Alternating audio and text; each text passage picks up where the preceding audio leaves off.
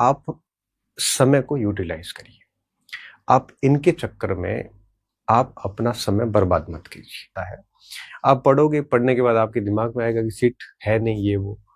एक दौर था जब ये सोशल मीडिया का मामला ही नहीं था, तो ये चीजें आती भी नहीं थी सामने, और हम चुपचाप पढ़ लेते थे और आसानी से सिलेक्शन हो जाता था।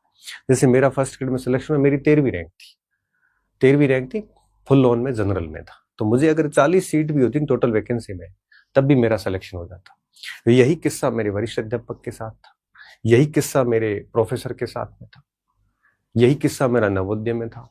अगर मैं ये सोचता है कि इतनी सीट ही है, तो मुझे पता है मैं तैयारी भी नहीं करता फिर। क्यों? क्योंकि अपने को लगता है कि सीट है नहीं तो मैं क्यों पढूं। जबकि मेरे दिमाग में कुछ चीजें बहुत क्लियर थी कि मुझे एक के बाद एक ही वैकेंसी को टारगेट करते हुए 2 अटेम्प्ट लेने ढंग से।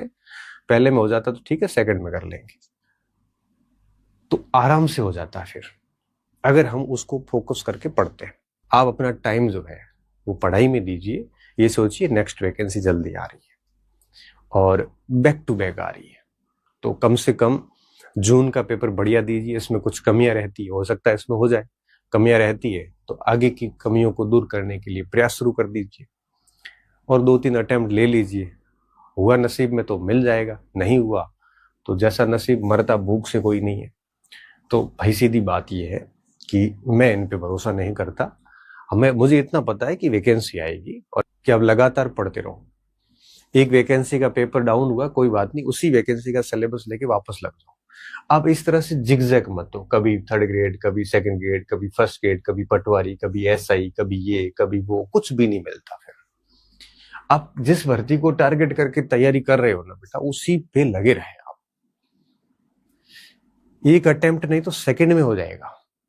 आपने देखा ना आईएएस वगैरह कौन होते हैं बच्चे, आरएस में जो हो रहे हैं कौन हो रहे हैं, वो हो रहे हैं जिसने पहले में नहीं हुआ दूसरे में हो जाता, तीसरा ले लेते। देखो 1 2 3 4 कंटिन्यू अटेम्प्ट लेते हैं, और उसके दायरे में कोई सिलेबस सेम वाली भर्ती आती है ना, तब वो दूसरे में भी चांस मार लेते हैं कि यार जॉब सुनिश्चित हो जाएगी। तो आपसे एक कंटिन्यूटी और कंसिस्टेंसी चाहिए, आपका डेडिकेशन चाहिए कि आप उस वैकेंसी को लेकर कितने डेडिकेटेड है। अब डिवोशन नहीं है, डेडिकेशन नहीं है अंदर, अब कभी इस परीक्षा की कभी उस परीक्षा की, तो भली 1000 सीट आई तब भी हम तो फेल होंगे। इसलिए मैं कह रहा हूं कि आप जिस भर्ती को आप टारगेट करके अभी पढ़ रहे हो, कृपया उसी को टारगेट करके लगातार और दुगुनी मेहनत से करिए, क्योंकि सीट कम है। आप यही सोचिए, अगर आगे सीट अधिक होगी तो और बढ़िया बात है। दूसरा क्या चाहिए, इस सातत्य के साथ साथ दूसरा चाहिए एक ऐसा व्यक्ति जो एकदम टेनेसियस नेचर का हो। टेनेसियस का मतलब दृढ़ निश्चय जिसे आप कह सकते हो, मतलब जिसको कोई भी भ्रमित नहीं कर सकता। अब मार्केट के अंदर आप इतने भ्रमित क्यों होते हो?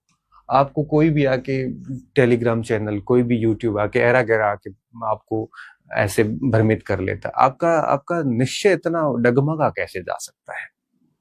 कोशिश कीजिए कि आपके ऊपर इन चीजों का प्रभाव न पड़े। अगर बाजार की बातें आपको प्रभावित कर रही है तो मान के चलिए कि आप सक्सेस नहीं हो पाएंगे, और अगर हो भी गए तो आप बहुत ज्यादा समय ले लेंगे। कोशिश कीजिए कि इन सारी चीजों से बचिए और धरातल पे काम कीजिए। और मान लो आप प्रभावित हो रहे हैं, तब आप इन सब चीजों को हटाइए यहां से। जैसे टेलीग्राम चैनल कोई आपको भ्रमित कर रहा है तो कृपया करके उसको आप लेफ्ट कर लीजिए।